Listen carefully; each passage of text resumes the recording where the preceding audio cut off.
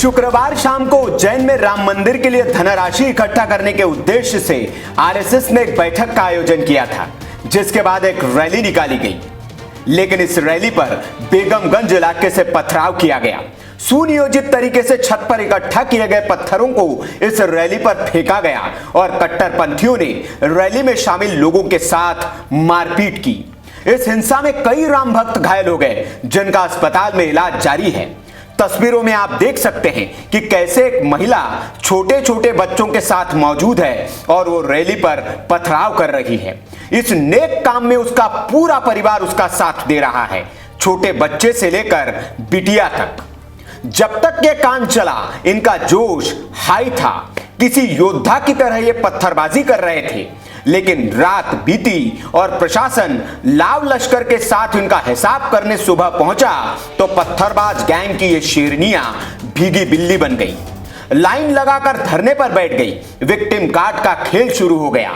धमकी दी गई, दंगों की आग लगाने की गीदड़ भपकी दी गई, लेकिन इनका कोई पैतरा काम नहीं आया। प्रशासन बेमुरव्वत तरीके से वैसे ही इनके घर गिरा रहा था जैसे ये पत्थर बरसा रहे थे। कलेक्टर ने साफ कर दिया कि पत्थरबाजी को जस्टिफाई नहीं किया जा सकता। डीएम ने लोगों से साफ कहा कि प्रदर्शन बंद कर दो, नहीं तो अंजाम भुगतने के लिए तैयार हो जाओ। कलेक्टर आशीष सिंह ने प्रदर्शनकारियों को चेतावनी दी कि 10 मिनट में आप लोग घर चले जाओ, नहीं तो सख्त कार्रवाई करेंगे। मौके पर एसपी सत्येंद्र शुक्ला भी पहुंच गए और उन्होंने भी प्रदर्शनकारियों को दो टूक समझाया कि अभी घर जाने में ही भलाई है। हर दांव फेल होता देख पुलिस प्रशासन के हाथ पांव जोड़ने लगे, मिन्नतें करने लगे, लेकिन प्रशासन कहां मानने वाला था। इनके कानों में तो मामा की वाणी गूंज रही थी, जिसमें साफ संदेश था कि उपद्रवियों को 10 फीट नीचे गाड़ देना है। आजकल अपन खतरनाक मूड में, गड़बड़ करने वालों को छोड़ेंगे फोड़ेंगे नहीं, फार्म में है मामा।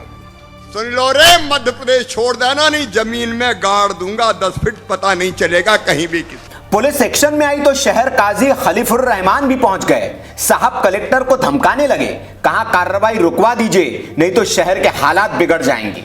इसके लिए मुसलमान जिम्मेदार नहीं होगा। लेकिन डीएम साहब भी सीएम साहब की तरह मूड में थे। काजी साहब को समझा दिया कि जो करना है कर लो, कार्रवाई तो आज होकर रहेगी। ये कार्रवाई रुकवा दीजिए, वरना 15 मिनट के अंदर इतना गेम खराब हो जाएगा कि फिर कुछ भी नहीं कर पाएंगे, हम नहीं कर पाएंगे। 15 मिनट के अंदर हम नहीं चाहते कि जो कुछ हो, मगर अगर उसको रुकवा भी नहीं तो दिक्कत आएगी। कोई वो नहीं, ऐसा नहीं, पहले ये खत्म होना चाहिए, उसके बाद पहले ये खत्म होना चाहिए, आप उसको नहीं रुकोगे। पहले ये खत्म हो उसके बाद बात करेंगे, उसके पहले बात पहले ये खत्म हो फिर बात करेंगे।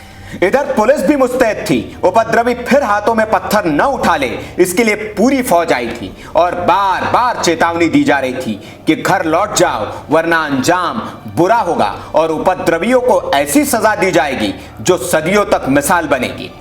है, उनसे हमारी बात हुई है, उनको हमने पूरी तरह से सारी स्थिति स्पष्ट की है।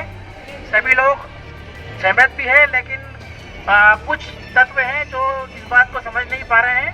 सभी से निवेदन है, सभी से आग्रह है, अपने अपने घरों में जाएं और अपने अपने परिवार के साथ में रहें। यहाँ किसी भी प्रकार का व्यवधान उत्पन्न न करें। पुलिस तय करके आई थी कि पत्थरबाजों ने जिन घरों से पत्थर चलाए हैं उन्हें जमींदोज करना है और प्रशासन ने उन सभी मकानों को तोड़कर ही दम लिया। प्रशासन का तर्क है कि ये मकान नाले किनारे बने हैं, लोगों ने यहां अतिक्रमण कर रखा है, इसलिए इन्हें ढाया जा रहा है। इतना ही नहीं, आधा दर्जन के करीब उपद्रवियों पर रासुका के तहत कार्रवाई कर उन्हें जेल भी भेज दिया गया है। यह कार्रवाई सबक है उन लोगों के लिए जो यहां पर अतिक्रमण करके बैठे थे, लेकिन प्रशासन ने बता दिया कि सीधे रहोगे तो अतिक्रमण किया हुआ भी बर्दाश्त किया जाएगा, लेकिन अगर उपद्रव करोगे तो घर में घुस के ठोका जाएगा। वीके न्यूज की रिपोर्ट।